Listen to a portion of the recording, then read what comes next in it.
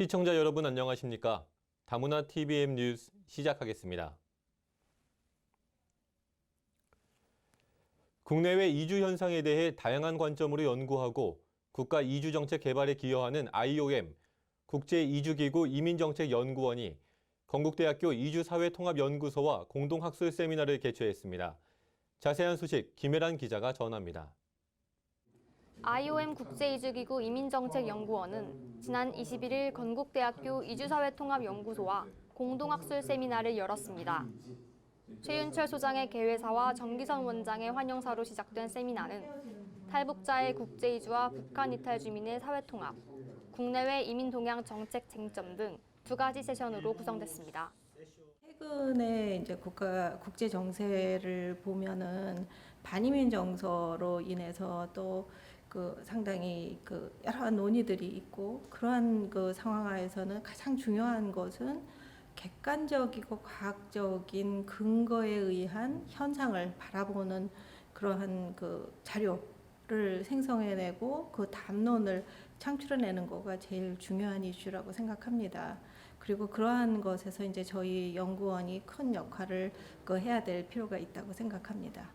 세션 1부에서는 IOM 이민정책연구원의 민지원 박사가 탈북자의 캐나다 난민 사례를 기반으로 탈북자의 이중 국적에 대한 논의와 이것이 난민 지위에 미치는 영향에 대해 발표했습니다. 남한에서 국적을 취득할 수 있는 그 가능성 때문에 탈북자가 이 난민 이슈에 있어서 이중 국적이 문제가 되는 경우에 해당됩니다.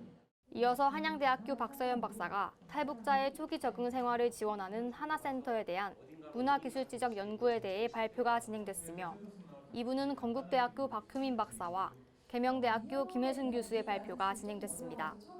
최근 한국 사회의 이주 환경과 정책이 빠르게 변화하는 가운데 이번 국제학술대회가 이민 이슈에 대한 이해를 넓히는 기회가 되고 적절한 이민정책 방안이 마련되어야 함을 시사했습니다. 다문화 TVM 뉴스 김혜란입니다. 다문화 가정 아이들에게 요리를 통해 건강한 정체성을 심어주는 하모니 프로젝트 쿡쿡 요리교실이 열렸습니다. 다문화 아이들과 함께하는 현장에 박수화 기자가 다녀왔습니다. 생활서비스 전문기업 ECMD가 주최하는 하모니 프로젝트 쿡쿡 요리교실이 지난 23일 수서 풀스키친에서 열렸습니다.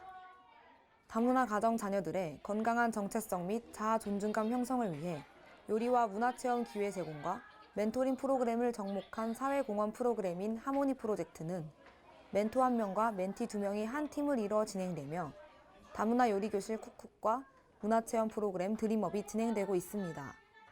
하모니 프로젝트는 다문화 가정 자녀들을 위한 요리 문화활동 프로젝트와 멘토링 프로젝트를 접목해서 기획한 사회공헌 활동 프로그램입니다. 쿡쿡 프로그램 같은 경우에는 다문화 가정 자녀들이 모국의 요리를 체험하고 배우면서 자신의 정체성을 자연스럽게 찾아가는 프로그램입니다. 이번 요리교실에서는 중국 전통 음식인 징장로스를 만들어보며 중국에 대한 이해와 문화를 경험하는 시간을 가졌습니다. 요리 통해서는 다문화 아이들은 자기 엄마 나라는 문화도 알게 되고, 나라는 이런 맛있는 요리도 있구나, 그 나라는 대해서는 더 많이 알게 되고 정이 더 깊을 것 같습니다.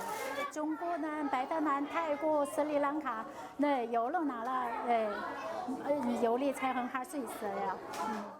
서툴지만 멘토의 도움을 받아 요리를 해보고 직접 만든 음식을 먹어보는 아이들의 표정이 밝습니다. 재밌어요. 자기 혼자서 다 썰어보고 볶아보고 하는 게 재밌어요. 요리를 통해 부모님 나라의 문화를 알아가는 다문화 아이들. 앞으로도 이러한 사회 프로그램이 확대되길 기대해봅니다. 다문화 TVM 뉴스 박수아입니다. 다문화 가족 자녀 20만 시대를 맞아 한국도서관협회가 이들을 위한 도서관 서비스를 극대화하기 위해 필요한 다문화 서비스 운영 요소를 제안하는 자리를 마련했습니다. 자세한 소식 김혜란 기자가 보도합니다. 문화체육관광부가 주최하고 한국도서관협회가 주관하는 다문화 서비스 담당자 역량 강화 토론회가 지난 27일 국립중앙도서관에서 개최됐습니다. 2018년 도서관 다문화 서비스 활성화 사업의 일환으로 개최된 이번 토론회에서는 전국 각지의 관련 전문가들이 한자리에 모였습니다. 이제 2세대 한 20만 명 이상 되는 이제 새로운 세대들이 탄생을 했고, 그 세대들은 우리 한국 사회에 있어서 이제 특별한 사람들이 아니고 우리와 같이 함께 살아가는 그런 분들이기 때문에 이 도서관 서비스도 새로운 어떤 그런 계기를 이제 마련해야 될 거라고 생각했습니다. 그래서 오늘은 이제 이 다문화 가족 20만 명 2세대들과 도서관이 어떻게 함께 살아가는데 필요한 도서관 서비스가 어떤 것인지를 논의하는 그런 자리가 되겠습니다. 안산 다문화 작은도서관 김윤영 관장은 기조 강연을 통해 다문화 가족 자녀 20만을 준비하는 도서관 서비스를 주제로 다문화 서비스 운영 요소를 현장에서 적용할 수 있는 방안으로 이주민들의 주체적인 참여를 유도하는 세계 명예사서 활동, 책놀이 강사 등 프로그램 사례를 제시했습니다. 또한 영종도서관 강성준 사서는 사회통합에 기여하는 도서관 다문화 서비스를 주제로 수년간 다문화 서비스 업무 경험에서 축적된 노하우를 발표하고 통계와 실제 지역 내 거주하는 다문화인에 대한 정보가 달라 서비스 이용자를 모집하는 데 있어 발생하는 어려움에 관해 설명했습니다. 우리 지역에는 4%가 있더라, 그러면 몇만 명이 된다라고 했는데 눈을 씻고 둘러봐도 다문화 가정이 잘 없으시더라고요. 만나 뵙기도 힘들고 실제 통계랑 제가 주위에서 볼 수 있는 게 너무 달라가지고 아마 담당자분들이 그게 엄청 힘들으셨을 것 같습니다. 현재 한국민속박물관에서 다문화 강사로 활동 중인 몽골 출신 이은경 강사는 다문화 서비스를 통해 자녀들이 문화 감수성을 지닌 어린이로 성장하고 부모님 나라에 대한 자신감이 높아지는 등의 장점을 설명하며 한국에서 체험한 다문화 서비스에 대해 다문화인의 관점에서 사례 발표를 진행했습니다. 이번 토론회를 통해 도서관 다문화 서비스 담당자들이 지역사회의 상호문화 이해의 범주를 확장시키는 계기가 되고 현장에서 다문화 가족 자녀 2세대들을 위한 도서관 서비스를 준비하는 데 도움이 됐길 바랍니다. 다문화 TVN 뉴스 김혜란입니다. 고인의 유가족들을 위한 찬송과 기도가 끊이지 않는 추모 공원인 크리스찬 메모리얼 파크가 창립 14주년을 맞이했다고 합니다. 현장에 조현정 기자입니다. 재단법인 크리스천 메모리얼 파크가 지난 22일 재단 창립 14주년 기념식을 가졌습니다. 크리스천 메모리얼 파크는 기독교 장묘 문화를 선봉하는 재단으로 한국 교회를 대표하는 추모 공원을 조성하고 있습니다. 14주년이라는 것은 우리한테는 뜻깊은 날입니다. 앞으로도 이 크리스천 메모리얼 파크가 정말 스토리가 있는 메모리얼 파크, 두 번째로는 유족들과 함께 호흡하는 메모리얼 파크, 세 번째로는 하나님의 말씀이 살아있는 메모리얼 파크를 만드는 데 열심을 다할 것입니다. 이날 기념식은 여의도 순복음교회 이형훈 목사가 설교를 맡았으며 크리스천 메모리얼 파크가 유가족에게 위로를 전하며 천국의 소망을 갖도록 하는 희망을 전해야 한다고 강조했습니다. 근심도 걱정도 고통도 괴로움도 없는 천국에 와 계시다. 우리에게 중요한 것은 이 천국의 소망을 갖고 사는 것입니다. 한편 재단 창립 14주년을 기념해 열린 고인에게 보내는 편지글 공모전 입상자들의 시상식도 함께 이뤄졌으며 수상자에게 믿음상, 화평상, 사랑상 등을 수여한 이번 공모전은 고인의 유가족들이 참여해 특별함을 더했습니다. 또한 LED 홍보 전광판 점등식도 함께 진행하며 크리스천 메모리얼 파크의 밝은 미래를 응원하고 무궁한 발전을 기리는 시간도 가졌습니다.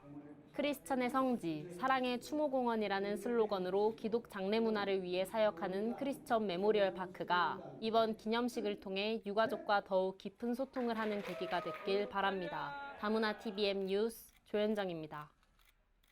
다음은 다문화 TVN 뉴스 단신입니다. 대구시 교육청이 2020년 3월 개교 예정인 대구국제고등학교 건립을 위한 기공식을 지난 26일 가졌습니다. 대구국제고는 전국에서 유일한 중국 및 다문화 중심 공립 특수 목적고로 국제교육실, 다목적 공연장, 커뮤니티 스트리트, 계단식 교실, 중층 도서관, 중국, 일본 영어 교실, 정독실뿐 아니라 전교생을 수용할 수 있는 기숙사를 포함해 국내 최고의 시설로 건립될 예정입니다. 제1금융그룹 전북은행은 진안군에 거주하는 다문화 가정 내 30명을 초청해 전주 한옥마을 투어 행사를 진행했습니다. 결혼 이주 여성들은 한복을 입고 한옥마을의 명소를 돌며 퀴즈를 풀어보는 미션 투어와 전주 빵 만들기 행사를 체험했습니다. 이번 행사는 결혼 이주 여성들의 사회 문화적 격차를 해소하고 한국 사회에 애정을 갖고 안정적으로 정착할 수 있도록 돕고자 마련됐습니다. 전북은행 노시영 사회공헌 부장은 이번 문화교실을 통해 다문화 가정 결혼 이주 여성들이 전북의 역사와 문화를 이해하는 데 도움이 됐으면 좋겠다며 앞으로도 다양한 다문화 관련 사업들을 지속해서 펼쳐 누구에게나 따뜻한 금융을 실현하겠다고 말했습니다. 주식회사 풍진이 의료법인을 허가받아 시흥 스마트 허브 단지 내 병원 준공식을 개최했습니다. 이날 행사에는 더불어민주당 김진표 국회의원과 의료법인 풍진의료재단 김종복 이사장, 수원중앙침례교회의 고명진 담임목사 등 여러 귀빈이 참석해 자리를 빛냈습니다. 앞으로 이 스마트 허브 병원이 이 지역뿐만 아니라 대한민국에서도 병원의 참된 사랑과 헌신, 봉사, 이 정신을 실천하는 하나의 모범이 되는 그런 병원으로 성장하리라고 확신하고 저도 계속 기도드리겠습니다. 축하드립니다. 한편 시흥 스마트 허브 병원은 전문 재활 치료를 시행하는 병원으로 오는 7월 개원을 앞두고 있습니다.